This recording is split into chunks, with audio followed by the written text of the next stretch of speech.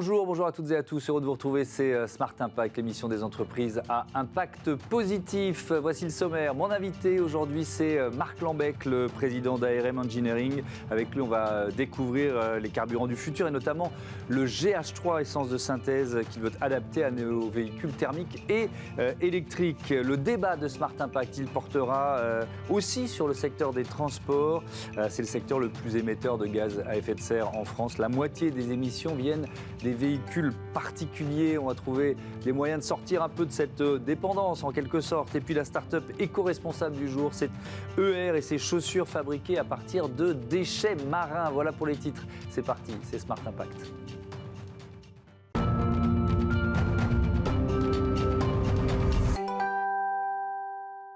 Bonjour Marc Lambec, bienvenue. Vous êtes donc le président d'ARM Engineering créé en 2017. Avant de raconter cette histoire, peut-être une définition, je fais ça souvent dans l'émission. C'est quoi un carburant de synthèse? De quoi on va parler ensemble? Bonjour Thomas Hugues. Un carburant de synthèse, c'est tout simplement un carburant qui n'est pas issu de matières fossiles, tout simplement. C'est aussi simple que ça. Aussi simple que ça. Mais il y a plein de possibilités à partir du moment où on a dit ça? Logiquement, on pourrait faire n'importe quel type de carburant de manière synthétique, oui. Ouais. Alors, vous avez donc créé cette entreprise ARM Engineering en 2017. Le point de départ, c'est quoi? Il y a de nouvelles normes à ce moment-là sur le bioéthanol, c'est ça, le E85. Donc, vous vous dites, il y a quelque chose à faire? Tout à fait. Nous avons commencé donc en 2017, mais avant ça, nous étions déjà avec une précédente entreprise dans le marché du superéthanol E85. Et donc, effectivement, on est un acteur majeur dans les systèmes de conversion des véhicules à l'E85. Ouais. Tout à fait. Donc, le principe, c'est quoi? C'est tout simple, on prend une vieille voiture thermique et Est-ce que c'est si compliqué d'ailleurs de la rendre adaptable à l'E85? Alors, pas du tout. Bon, ça nécessite quelques connaissances, mais effectivement, ça reste une transformation assez simple. D'ailleurs, elle est peu onéreuse. Elle est aux alentours de 1 000 €. Donc, c'est un boîtier additionnel qui vient s'installer sur l'injection du moteur. D'accord. À essence uniquement. Oui, à essence uniquement. Puis après, vous avez commencé à vous intéresser justement à ces carburants de synthèse dont on parle. Il y a notamment le GH3. C'est quoi le GH3? Alors, le GH3, c'est un carburant de synthèse, comme vous l'avez dit. C'est un méthanol de synthèse qui est fabriqué grâce à de la méthanisation agricole et dont les matières premières sont de la biomasse non alimentaire et dans notre cas, du fumier. D'accord. Et alors, vous n'avez pas inventé le GH3, ça existait déjà, c'est ça? Non, alors on ne l'a pas inventé, mais en tout cas, on s'en sert intelligemment dans les transports et les nouvelles mobilités, oui. Alors comment? Ça suppose quoi? Parce que vous dites ça a l'air simple, mais à produire, est-ce que c'est compliqué? Comment vous la produisez? Alors à produire, je ne sais pas exactement, c'est un principe assez complexe, il faut être un peu chimiste pour ça, mais c'est pas très compliqué, en tout cas par rapport à son prix qu'on peut retrouver aujourd'hui, il est 10 fois moins cher qu'un hydrogène vert, avec des qualités tout au moins égales. Et donc la production, est, comme je vous l'ai dit, c'est produit grâce à des méthaniseurs agricoles, donc on en fabrique un biogaz qu'on vient transformer en liquide, et donc en essence de synthèse, donc du GH3. D'accord, donc ça c'est ce que vous faites vous? Non. Ou vous adaptez les véhicules et vous faites en sorte d'avoir une motorisation qui peut fonctionner avec cette essence de synthèse? Tout à fait. Nous, on adapte les véhicules, on est un peu fabricant, constructeur d'un système un peu hydrogène, parce que c'est un système hydrogène, on est dans cette grande famille, mais on est un peu à la marge et on souhaite proposer en fait un système hydrogène liquide avec ce GH3 et proposer une autre solution qui est tout aussi efficace, même plus efficace que l'hydrogène. Oui, alors plus efficace en termes de coût, vous nous l'avez dit, en termes d'efficacité aussi? En termes d'efficacité énergétique, en termes de bilan carbone, on est au moins égal à un hydrogène vert, et surtout en termes de rendement et d'efficience, c'est-à-dire que on l'a prouvé d'ailleurs le 11 mai dernier grâce à un double record du monde, l'efficacité en fait de ce carburant sur son autonomie notamment. Ouais, alors justement, c'est quoi ce record du monde? Racontez-moi. Alors c'est un record du monde assez incroyable, à savoir c'est donc la plus longue distance réalisée avec un véhicule électrique et hydrogène en une seule recharge. Et combien de kilomètres vous avez fait? Alors nous avons fait 2055,68 km en Renault Zoé. Alors ceux qui possèdent des Renault Zoé se disent comment c'est possible. Alors je voudrais bien comprendre, parce que la Renault Zoé, moi j'ai pas de voiture électrique, donc elle fonctionne sur batterie, c'est ça? Il n'y a pas de carburant, on est bien d'accord. Il n'y a pas de carburant. Donc vous rajoutez un réservoir et du carburant sur ce modèle? Tout à fait, c'est totalement incroyable, enfin pour le commun des mortels. C'est pour ça qu'on souhaite démocratiser en fait cette technologie et montrer qu'elle existe. Et c'est une technologie, donc, comme je vous l'ai dit, hydrogène, sauf qu'au lieu d'avoir des bonbonnes de gaz, on a un réservoir avec un carburant liquide qu'on met dedans, qui est le GH3, tel un véhicule thermique traditionnel. Et c'est dont l'avantage en fait qu'on souhaite mettre en avant, c'est de dire on gomme un peu l'aspect négatif de l'hydrogène, c'est-à-dire son stockage, sa livraison, en proposant donc un carburant liquide qui permet de faire un plein comme un véhicule essence traditionnel et en plus sans que ça soit dangereux, et en même temps on pourrait le mettre en œuvre immédiatement. Oui. Donc, il y a l'option, vous transformez une voiture électrique en voiture hybride, en quelque sorte. Exactement. On peut dire ça. Mais il y a aussi l'option des voitures thermiques. Est-ce que cette essence, elle est compatible avec nos moteurs thermiques?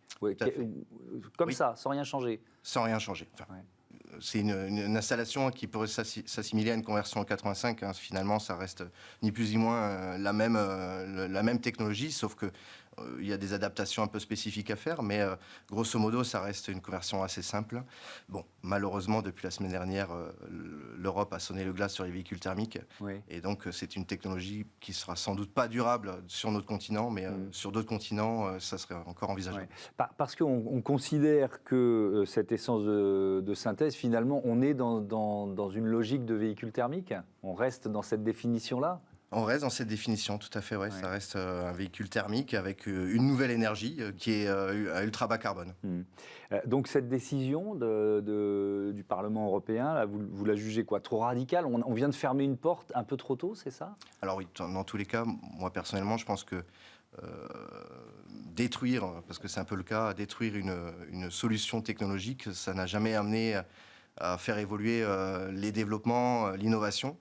Et je trouve ça un peu aberrant de la part de l'Europe de proposer, enfin en tout cas d'arrêter le développement sur les véhicules thermiques. Ça permettrait quoi? De prolonger la durée de vie de ces véhicules thermiques d'une certaine façon? Tout à fait. Et en tout cas, on aurait des solutions immédiates pour réduire les gaz à effet de serre à hauteur de 80%. Donc c'est dommage. Si je reviens à l'E85, parce que finalement c'est ce qui existe aujourd'hui, si on essaye de comparer les avantages et les caractéristiques de l'E85 et de ce GH3 là dont vous nous parlez, c'est quoi? Quels sont les avantages comparés? Alors les avantages, déjà c'est son efficacité écologique, j'ai envie de dire, c'est son bilan carbone, parce que là on est quand même un carburant de seconde génération qui n'utilise pas en fait de terres agricoles comme le 85, et surtout il n'est pas mélangé avec de la matière fossile, une essence traditionnelle, quoi. Vous nous l'avez dit au départ, vous démarrez, la base c'est le fumier. Mais ça, c'est vous qui avez eu l'idée ou ça a été trouvé ailleurs sur la planète? Ça a été trouvé ailleurs. Alors, c'est un fabricant qui est malheureusement pas français, et c'est ce qu'on aimerait aussi mettre en avant, c'est de pouvoir fabriquer facilement ce carburant sur notre territoire, parce qu'on a quand même une activité agricole très importante, et puis en plus avec de grosses innovations en termes de méthanisation notamment. Et donc, ce carburant, on ne l'a pas fabriqué. Ce fabricant le proposait jusqu'à présent pour des laboratoires pharmaceutiques ou de la plasturgie, en fait, pour essayer de verdir un peu les fabrications avec un carburant renouvelable. Et il ne s'était pas posé la question de le proposer pour la mobilité. Et donc, ces véhicules, ils sont moins polluants, ils peuvent rouler aussi longtemps qu'un véhicule thermique, c'est ça? Ah oui, il n'y a aucune différence en tout cas. D'un point de vue technique, ça ne change en rien. À vous écouter, je me dis, mais pourquoi on ne met pas le paquet sur le GH3? C'était la question. Vous ne savez pas la réponse. C'est arrivé trop tard? Alors peut-être. Effectivement, c'est arrivé trop tard. Les constructeurs ne sont sans doute pas penchés sur les biocarburants. D'ailleurs, il y en a très peu qui s'en intéressent. Et finalement, l'Europe a décidé de suivre une autre voie, qui est la voie de l'électrique. Alors, pour une entreprise comme ARM Engineering, ça veut dire quoi en termes de perspective? Parce que vous avez les deux options, transformer les véhicules thermiques sur le E85 ou alors sur le GH3. Comment vous voyez la suite les prochaines années? Alors la suite, on a le spectre est très large parce que on a plusieurs marchés. Un marché déjà français et européen où là on s'orientera vraiment sur la mobilité électrique et donc la pile à combustible avec le GH3. Et sur d'autres continents tels que l'Australie ou le Brésil où nous avons déjà des partenariats, des contrats d'entente avec des chambres internationales du commerce. On pourrait également là continuer à développer les conversions au 85 et au GH3 pour les moteurs thermiques ailleurs qu'en Europe. Alors, dernier mot, parce qu'on n'en a pas parlé, mais là, ou alors c'est moi qui n'ai pas bien compris, on peut faire fonctionner les piles à combustible avec ce GH3 ? Tout à fait. Et c'est là en fait un peu notre innovation, c'est qu'on souhaite démocratiser un peu les installations et la technologie pile à combustible à hydrogène. On souhaite en fait, on a un système hydrogène, sauf qu'on n'utilise pas de l'hydrogène. Et c'est ce qu'on veut montrer, qu'il existe des carburants qui sont hydrogénés liquides, très faciles à mettre en œuvre immédiatement, et de proposer une sorte de mix énergétique pour la mobilité de demain, quoi. C'est-à-dire qu'on pourrait proposer à la fois effectivement de l'hydrogène, du GH3, c'est-à-dire du méthanol de synthèse, plus tard de l'éthanol également, n'importe quel hydrocarbure, mais ça n'a pas de sens parce que c'est carboné, mais des biogaz, du biométhane, du gaz naturel, du butane, du propane, enfin, on a une solution large et on souhaite démocratiser cette installation pour les transports de demain. Merci beaucoup Marc Lambec d'être venu nous présenter ARM Engineering et donc ce carburant, le GH3. On passe à notre débat, on continue de parler de mobilité et de transport. Retrouvez le débat de Smart Impact avec Veolia.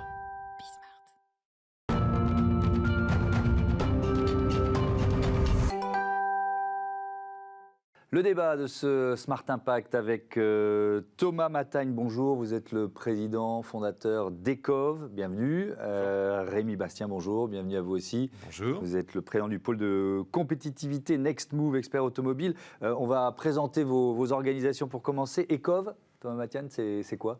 Alors Ecov, on fait de la voiture un transport collectif. On déploie des lignes de covoiturage dans les territoires périurbains et ruraux avec les collectivités locales.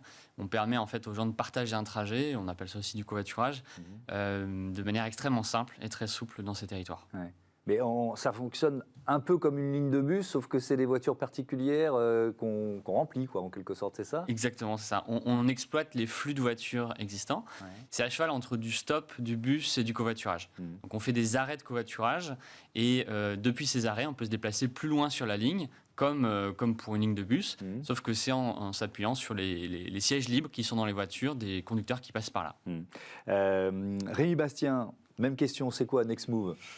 Bien, Next Move, donc c'est un pôle de compétitivité qui est dédié à la mobilité sur 2 régions, l'Île-de-France et la Normandie. On a 550 membres. Alors, il y a toutes les grandes entreprises du secteur automobile, mais élargi à l'énergie. On a beaucoup de PME, des startups, comme Ecov, qui fait partie de Next Move. Et donc l'idée c'est quoi ? C'est de faire émerger des nouvelles solutions ?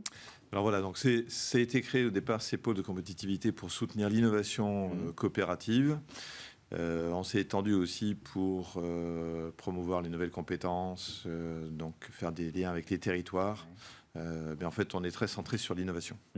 Alors, un constat pour commencer. Les transports représentent le secteur le plus émetteur de gaz à effet de serre en France. 54% des émissions de gaz à effet de serre proviennent des véhicules particuliers. Et puis, on aurait pu rajouter ce chiffre. Finalement, ça rejoint ce que vous disiez à l'instant, Thomas Matagne. Les 3/4 des litres d'essence sont utilisés pour faire circuler des sièges libres. C'est ça qui est absurde dans notre façon de rouler aujourd'hui. C'est ce contre quoi vous voulez lutter ? Exactement. C'est-à-dire qu'aujourd'hui, on n'a pas de pétrole en France, mais on a des sièges libres. C'est une vraie richesse dans ces territoires, parce qu'en fait, on a construit tout un système routier où, d'un côté, on a les gens qui utilisent leur voiture, de l'autre, l'infrastructure, et personne qui optimise. C'est comme si la SNCF faisait circuler des trains sur des rails qu'elle entretient, mais jamais s'intéresse à combien de personnes sont transportées. Donc, le taux d'occupation moyen des véhicules, c'est, pour les trajets du quotidien, c'est 1,3 personnes. Ça veut dire que dans des voitures qui ont 4-5 places, en général, on a 3-4 places de disponibles. Donc, on met de l'essence dans des voitures pour, en gros, ne pas les utiliser aux 3/4 de leur capacité.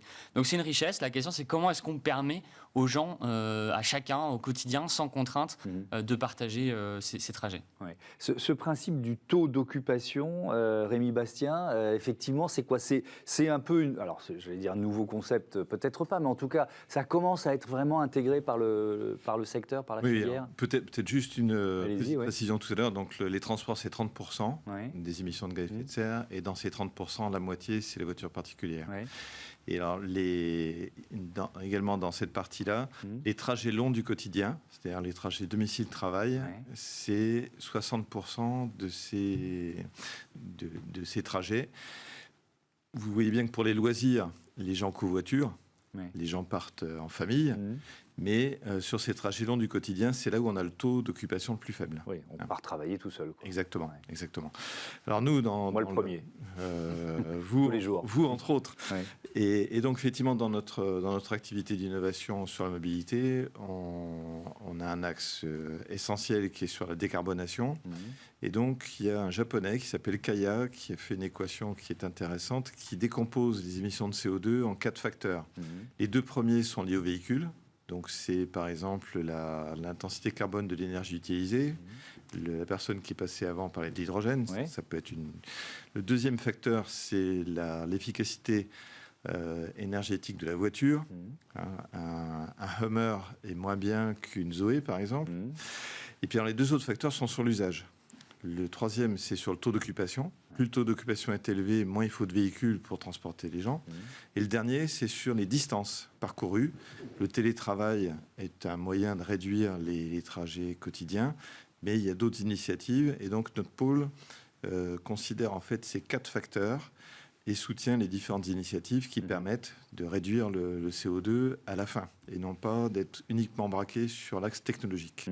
La solution que vous proposez, est-ce que ça suppose d'organiser, de créer une filière autour? C'est-à-dire que entre votre activité aujourd'hui, est-ce que ça pourrait devenir, qu'est-ce qui manque? C'est exactement la question. En fait, on est à cheval entre la voiture individuelle, le système de transport collectif et l'infrastructure, puisqu'en fait, il faut créer des hubs, des mini-gares en fait, dans les territoires qui n'existent pas aujourd'hui. Et donc, il faut repenser l'objet voiture comme un autre système. Donc, ça questionne tout le monde, à la fois les acteurs du transport collectif et les acteurs de la voiture individuelle, parce que, évidemment, la valeur de l'usage de la voiture n'est pas la même si vous avez une personne à bord ou si vous en avez 3. Donc, pour construire ça, les frontières sont un peu rediscutées. Et l'acteur clé pour faire ça, c'est notamment les collectivités locales. Parce qu'en fait, tous les systèmes de transport sont publics directement ou indirectement. Même la voiture, parce que les routes sont gratuites. Il n'y a pas des routes, ça serait un peu plus compliqué pour utiliser les voitures. Donc en fait, c'est vraiment l'acteur public, les collectivités, l'État qui organise. Or, aujourd'hui, il y a une conscience assez limitée du potentiel de l'optimisation de l'usage de la route, notamment de la part de ces acteurs-là, qui ont d'autres solutions, type transport collectif classique en tête, ou bien la voiture, la vision technologique de l'évolution de la voiture, c'est-à-dire aller vers l'électrique, ce qui est très intéressant et très bien, mais pas suffisant. Comment ils réagissent les collectivités locales, comment elles réagissent quand vous abordez ces questions-là? Est-ce que ça suppose de lourds investissements, justement? Parce que ça peut être ça, la première réaction. Non, c'est plutôt que c'est en dehors de leurs habitudes. Les collectivités territoriales fonctionnent avec des entreprises de transport public. Donc très vite, la solution, ça va être un tramway, ça va être une ligne de bus. Et ce n'est pas dans leurs habitudes de réfléchir autrement. Par contre, je pense que Thomas pourra l'évoquer, une municipalité comme Bourgoin-Jallieu, par exemple, qui est un territoire qui est peu dense. Mettre des lignes de bus, c'est une hérésie. C'est un investissement très élevé pour des taux d'occupation des bus qui sont très faibles. Et là, c'est une municipalité qui a compris qu'utiliser un système comme celui que préconise ECOV est, je crois, 3 à 4 fois moins cher que de mettre une ligne de bus et répond bien aux besoins des citoyens. Mais c'est une autre façon de raisonner transport partagé, quoi. Racontez-nous, Bourgoin-Jallieu, ils ont été faciles à convaincre? C'est un projet qui a commencé en 2017, c'était entre Bourgoin-Jallieu et la métropole de Lyon. Effectivement, c'est là qu'on a créé les premières lignes de covoiturage à haut niveau de service. Donc c'est comme du bus à haut niveau de service, avec un cadencement très élevé. Et donc, on a créé cette offre. Et aujourd'hui, un passager qui vient à un arrêt d'une ligne du service qui s'appelle Lane, il attend en moyenne 3 minutes 30. Donc, c'est comme un métro, alors même qu'on est dans un territoire périurbain. Et ça s'est construit avec les collectivités. Oui, et alors je repose la question des infrastructures, parce que vous l'évoquiez vous-même. Il a fallu quand même construire un certain nombre d'infrastructures ou réadapter les infrastructures existantes. Exactement. On est plutôt sur une mise à jour des infrastructures. C'est créer des micro-points de rencontre, des hubs.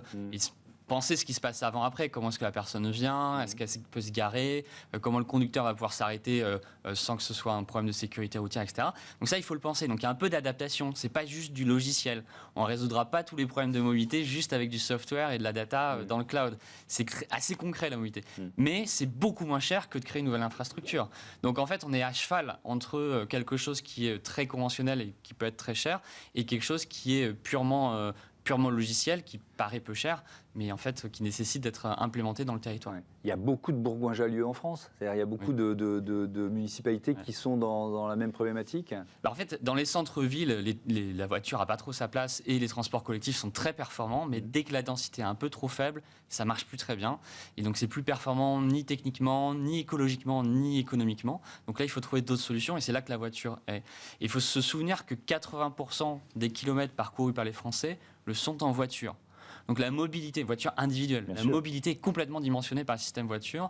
On l'a construit depuis 1 siècle et demi. Ça a été une extraordinaire démocratisation de l'accès à la voiture, mais tellement qu'en fait on la surconsomme, on la consomme n'importe comment.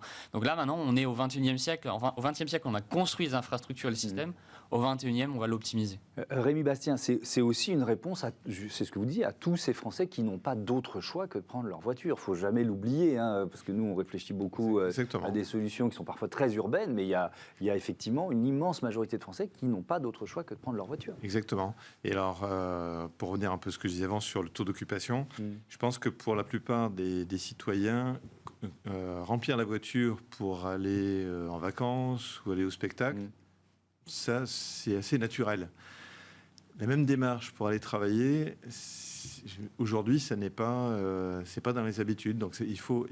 Oui, mais c'est aussi parce qu'on va se retrouver à être dans sa voiture avec des gens qu'on ne connaît pas forcément, alors que quand on part au spectacle en vacances, en général, c'est des amis ou de la famille. On est d'accord, mais du coup, je pense que là, c'est là où l'initiative des COV est intéressante. C'est comment rendre plus facile, plus possible ce genre de trajet partagé. Mais effectivement, dès lors que le territoire est peu dense, la voiture est d'assez loin l'objet qui est le plus facile pour véhiculer les gens. Alors, on va terminer là-dessus. Ce qui peut être un frein psychologique, en quelque sorte, Thomas Matagne, est-ce que vous pensez qu'il est facile à effacer, finalement ? Oui, les retours d'expérience nous montrent que oui. C'est-à-dire qu'en fait, le vrai sujet, les gens veulent pouvoir se déplacer librement. Donc le vrai sujet, c'est comment est-ce qu'on leur permet de partager un trajet sans contrainte, qu'on soit conducteur, qu'on soit passager, sans avoir à prendre de rendez-vous, sans avoir à être dépendant de quelqu'un d'autre. Et c'est ça qu'on reconstruit avec des lignes de covoiturage. Comme un très bon transport collectif, vous ne vous posez pas la question de savoir s'il y a un bus qui va passer ou pas, vous y allez, vous le prenez. Et ça va. Et en face, les gens ont envie de la transition. Ils ont envie de solidarité dans les territoires, ils ont envie de transition, ils ne savent juste pas comment faire. Donc il faut s'organiser et permettre l'organisation pour que ce soit ultra simple au quotidien. La sobriété, parce que c'est ça dont on parle, c'est pas un choix individuel. C'est un système, en fait. C'est une organisation collective qui permet à chacun ensuite d'avoir un usage, un comportement qui est plus sobre. Et faire de la voiture un transport collectif, c'est complètement ça.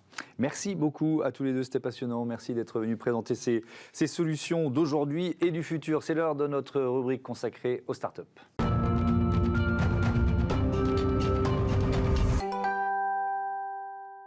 Smart Ideas, notre rubrique consacrée aux startups éco-responsables, avec aujourd'hui la marque ER Souliers et avec nous en visioconférence Eugène Riconos, le créateur ER, Eugène Riconos. Vous l'avez créé quand cette entreprise ? Bonjour d'abord, bienvenue. Vous l'avez créé quand et avec quelle idée ? Racontez-moi. Alors ER, en fait, c'est une marque qui existe depuis un petit moment, mais qui n'en était pas une. Ça a commencé en 2014. En 2014, quand j'ai commencé ma carrière, j'ai commencé en 2009, et en 2009, je me suis rendu compte qu'il y avait énormément de déchets de cuir, parce que dans l'industrie de la mode, on utilise surtout, entre guillemets, la plus belle partie d'une peau, et que le reste, ça part à la poubelle. Et la même chose dans le caoutchouc.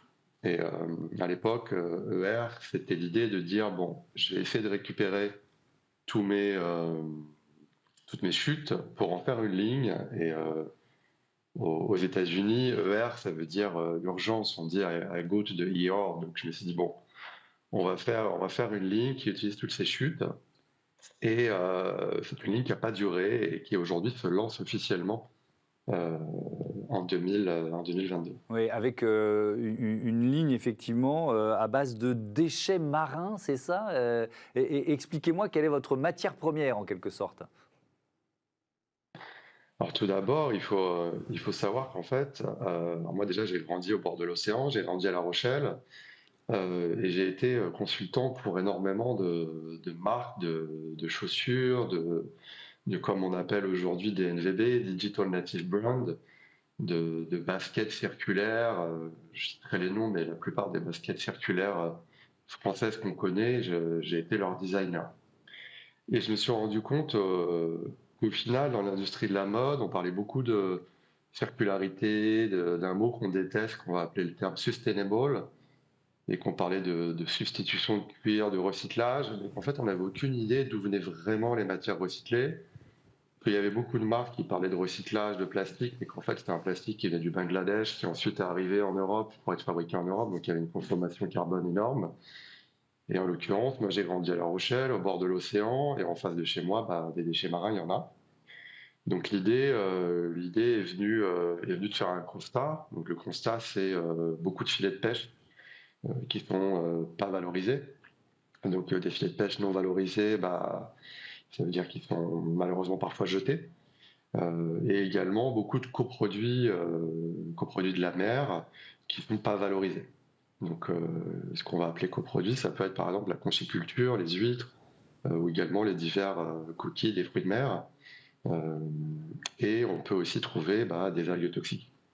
Donc j'ai commencé à réfléchir comment je pouvais récupérer ces matières pour les valoriser et les intégrer dans un cercle qui permettrait de les recycler en fin de vie. Mais alors ça, c'est l'idée de départ, mais la filière, elle existait déjà? Pas du tout? Comment vous l'avez structurée? En fait, la filière, elle existe entre guillemets déjà. Quand on dit elle existe déjà, c'est qu'il y a énormément d'acteurs qui ont des initiatives associatives de leur côté. Mais il n'y a pas forcément un bridge qui va être fait entre des acteurs associatifs qui font un travail qui est remarquable et derrière, j'aurais tendance à dire, des industriels. Et au milieu, on va trouver des designers, des directeurs artistiques, des jeunes marques qui justement peuvent être ce bridge-là. Et en fait, ça a été ma mission avec le projet ER. On les trouve comment? C'est quoi le mode de distribution pour trouver les sneakers ER? Racontez-moi, pour terminer. Alors, ER, aujourd'hui, on est sur une campagne de financement participatif. Donc, aujourd'hui, les baskets ER ne sont pas disponibles pour être portés à l'heure actuelle. L'idée, c'est justement de les avoir en précommande. On s'assure que chaque personne qui va porter le soulier ER a vraiment envie de le porter. Donc, on fait une campagne de précommande sur une plateforme française qui s'appelle Ulule, qui est jusqu'au 18 juin. Et à partir du 20 juin, on fait un financement participatif sur Kickstarter. Donc là, pour le coup, une plateforme américaine qui est beaucoup plus large avec une plus grosse audience. Merci beaucoup, merci Eugène Rikonos d'être venu nous présenter vos souliers à base de déchets marins. Voilà, c'est la fin de ce numéro de Smart Impact. Merci à toutes et à tous de votre fidélité. À demain.